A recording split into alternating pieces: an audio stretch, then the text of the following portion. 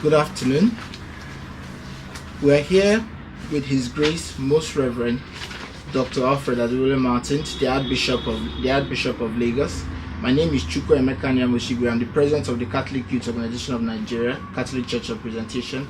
And here to have a webinar with His Grace on the use of social media in digital evangelism. Your Grace, I want to thank you on behalf of the Sion for this opportunity given to us to hold this webinar with you during this our ongoing Youth Week, which began on Sunday, 8th of July. Your Grace, many Catholics seem to be interested in actively engaging in what the Catholic Church is about, even though they may have been born into Catholic families but grew up not connecting with the Church. Most youth find the Pentecostal dimensions more attractive. Are the Church authorities aware of this, and what are they doing to address this problem? Let me say first of all that I'm delighted at this initiative that the youth of Catholic Church Representation have taken to use part of their week to engage in this, using this forum to, first of all, as an activity of their week, but also, more importantly, as an activity for bringing Jesus to the world with use of this forum. It's an important initiative, and I want to say well done. Thank you. And I hope that there will be even greater use and more improvement on the use of this medium. That's what the Church expects of the young. Vibrant initiatives, forward-looking, and generally breaking new ground. So I hope you will keep it up. We certainly will. Right. Now, you mentioned the fact that some Catholic youth seem not to be engaging with the Church, and that instead of being engaging with the Church, they seem to be attracted by Pentecostal denominations. Well, first of all, let me say that the fact that you are here representing just the youth of Catholic Church of Representation is an indication that we have a great number of Catholics, young Catholics who are engaged with the Church. Around about April, we had an Archdiocesan Youth Day. Yes. At that Youth Day, there were about 3,000 youths. They were actually delegates from all the parishes of the Archdiocese. 3,000 representing parishes of about 160. That means that indeed there is a sizable number of Catholics youths that are engaged with the Church. Certainly. And I believe too that there are quite a number of Catholic youths who are not even active within the Catholic Youth Organization. So whereas it is the case that some Catholic youths do not engage with the Church, I think it is also the case that most Catholic youths are engaged with the Catholic Church.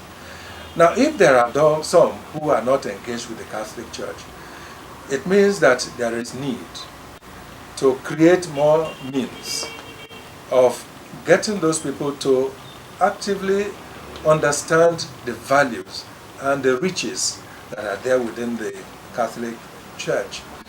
And that's why I believe that this forum is one that is very good in helping the younger ones who are often online like this to know what the Church is all about. So the point I'm making here is this, that there are a lot of riches that are there in the Catholic Church, which perhaps many have not been paying attention to. Indeed. In fact, there are many of them online as well. And I hope that as we talk along, this will be brought to notice. We certainly will. Thank you, Your Grace. Now, Your Grace, the statistics of youth unemployment in Nigeria is very high. Some figures have it that as much as 53% of youths in Nigeria are unemployed or underemployed. Youth see the church authorities to build massive edifices as churches costing billions of naira and do not lift a finger to channel some of the funds in building churches to create employment opportunities for them. This is a sore point with young people. Is the church aware of this, and if so, what is the church doing about it? Let me say that in the first instance, it is not true to say that the church is not lifting a finger with regards to youth unemployment. And let me also say that it is extremely important that we also spend money building churches. Churches are places at which people meet with God, and God is available and present to people. And therefore it is extremely important that we have church buildings, because again, it is not just for worshiping God, it's also a place where we meet as community. Indeed. So it's important that that does happen. Now, you said that about 53% of youths in Nigeria are unemployed. Now, that, in my own estimation, is an indictment of government that should be creating employment for its own people, rather than an indictment of the church. Government has the responsibility of not only educating our young, but also of providing employment for them, either in the formal or in the informal sector. And so there is a failure in the carrying out of that duty, which we cannot gloss over. But that having been said, the church certainly recognizes that apart from her own primary responsibility being the spiritual welfare and the spiritual life of people, apart from that, it also has a social dimension. And that is why in many of our parishes you find out that there are opportunities that are given for helping young people to discover possibilities through workshops and seminars and what do you call them, the empowerment programs that you have in several of our parishes all over the place. Mm-hmm. And I am aware too that in some of our parishes they will go further to support with some capital, even if it is not in multiples of millions. Provide some capital to help young people.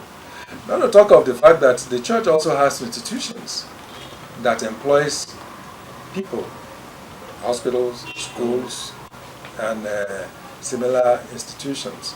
So while we are convinced and we know that our primary job is to make the good news available and to make Christ available, we have not also neglected the fact that we need to play some role supporting the government, but we cannot take over government's job in this matter. Well said, Your Grace. Your Grace, quite a number of young Catholic youths say that they find Mass a bit boring.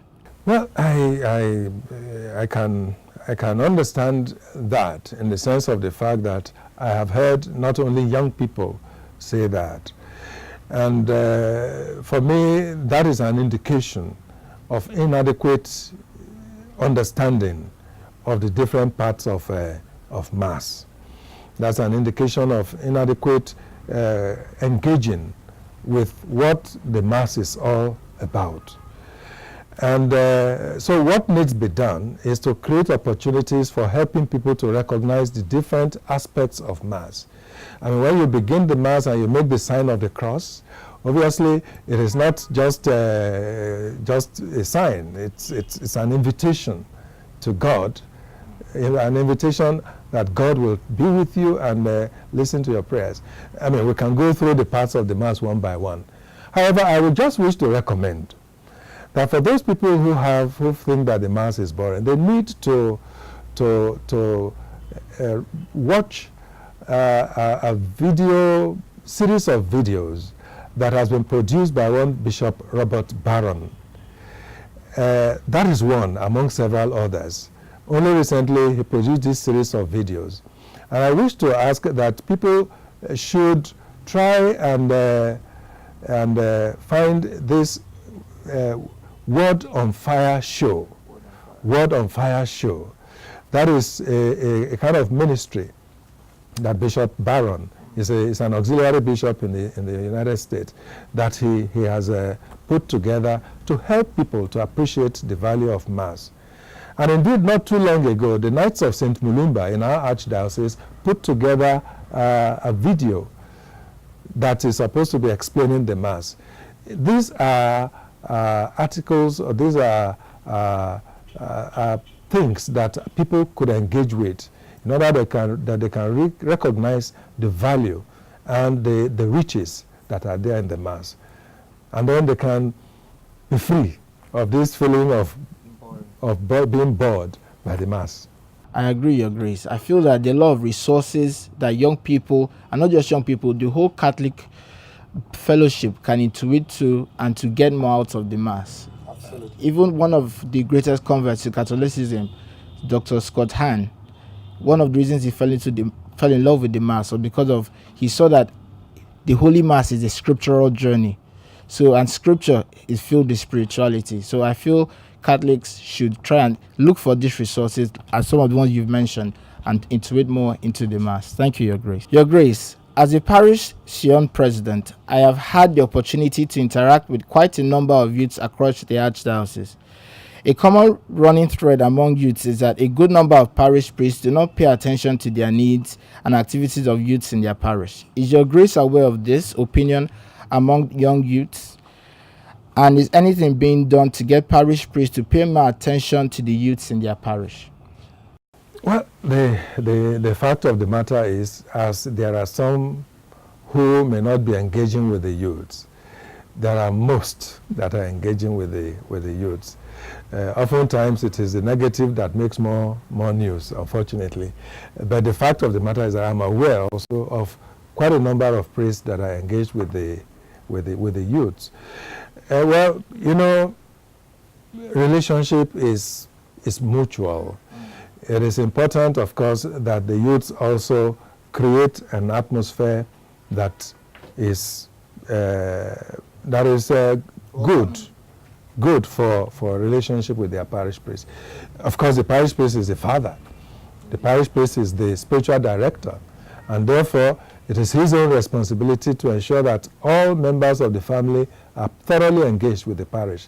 So wherever there are shortcomings, just as you have mentioned, obviously they need to be identified first of all, and then we can find ways and means of dealing with them. So if there are, I'm sure there are in all the deaneries, there are youth chaplains. Yes, yeah. So youth chaplains should be brought to knowledge wherever there are difficulties with relationships. But then, apart from that, the youth policy that we have at hand now is one of the ways of ensuring that people actually know what to do. Sometimes it is because you don't know exactly what to do with these young men who are milling around, or young women who are milling around. But this policy gives an opportunity to give the particular direction to priests, to the youth, to the parents, to everyone that is concerned in how to relate and what to do in order to enhance youth and youth activities. Thank you, Your Grace. I do appreciate that, because sometimes young people feel they are not getting along with their parish priest, but I believe relationships are built when you understand the other person's nature. So when you understand how they reason, how they go about, it's easy for you to know how to approach them and when to approach them. So, and again, that's another thing that the youth policy highlights, is how to be more emotionally intelligent, because it forms in social communication. So when youths are more emotionally intelligent, I feel to give them a better relationship with their parish priest, and that is equally covered by the Archdiocese youth policy. So I do encourage all my fellow youths to please, it is circulating over the Archdiocese. There are a lot of things we can learn from this. It was all documented by His Grace, and we're still going to come into more questions about it during the course of our interview. Your Grace, the Archdiocese of Lagos recently launched the youth policy, which we have just talked about.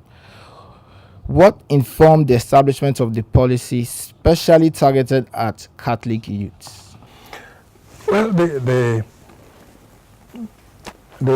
Archdiocese, the Archbishop recognizes the need to get all within the Archdiocese engaged with the life of the Church. First of all, to engage with Christ as given to us in the Catholic Church, the Church which was built on the foundation of St. Peter by Christ himself, by no other. So in order to get everybody engaged, we decided to embark on the production of this youth policy, so that in the first instance, we can address the different concerns of young people, the different areas of their lives that need to be addressed, such that everybody can have some sort of a guide on what to do. And the thing about this policy is that it was crafted by young people themselves, of course with the guidance of their chaplains and the guidance of some mothers and fathers working with them in order to produce it. And that is why I believe that there is a quality to it which involves contributions from the young, from the not so young, and different categories of people within our church. So it is basically crafted in order that, first of all, we may be able to pay attention to the different areas of concerns for the youth, and then prefer programs and activities and discussions on how to meet them at these various areas of need. Well, I'm glad that you have mentioned, because it is divided into with a structure that is so very, very, I mean, you talk about the structure and organogram of Catholic youth, spirituality of the youth, social communication, vocation and profession, empowerment, youth and socialization. I believe this captures in very many ways. Essentially it does. Thank you, Your Grace. You're welcome. It is not a secret that you are very concerned about the way youths engage with various social media platforms and the amount of time they spend on social media. What advice do you have for youths with respect to responsible use of social media? Let me begin by saying that the social media is the gift of God for this generation in which we are. It is something that is good because it is from God. Whatever is from God can be used for good or for ill.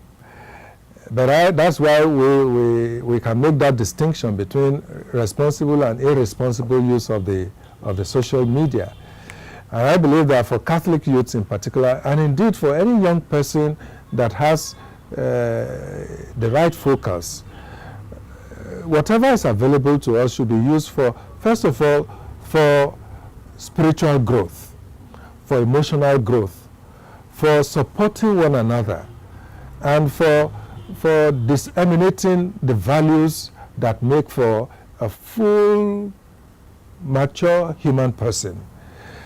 I mean, values of honesty, values of integrity, values of selflessness, values of seeking the common good, values of helping people to know that Christ is the summit, is a sum total of all the good that there is. And therefore, if people follow him, they are on the right path, especially as given to us in the church. So I can only say that to use the social media in a way that does not build up amounts to an abuse of the gift of God.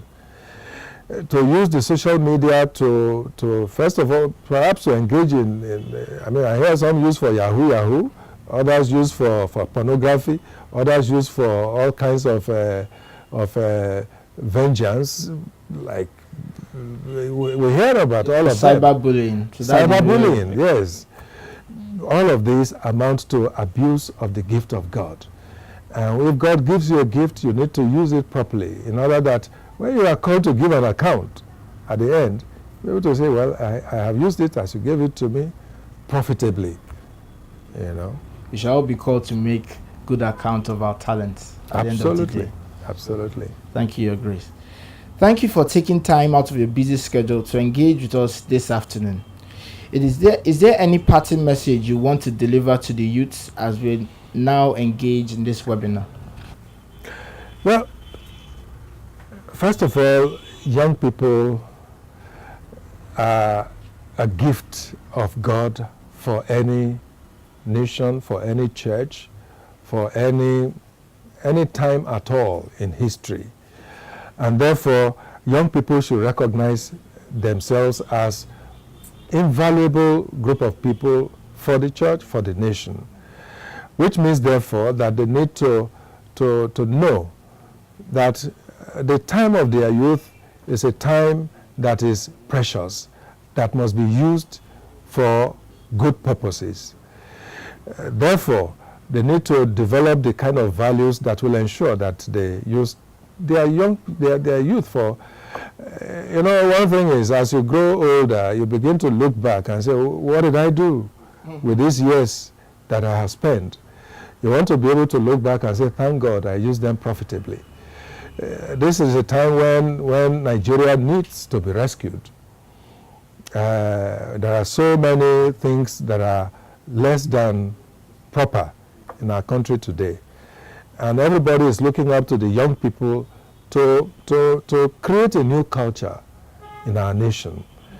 That means, therefore, that we expect that young people will endeavor to do something different, something better than we have at this point in time. So engage in partisan politics, but bring to partisan politics the values that Christ has given to us.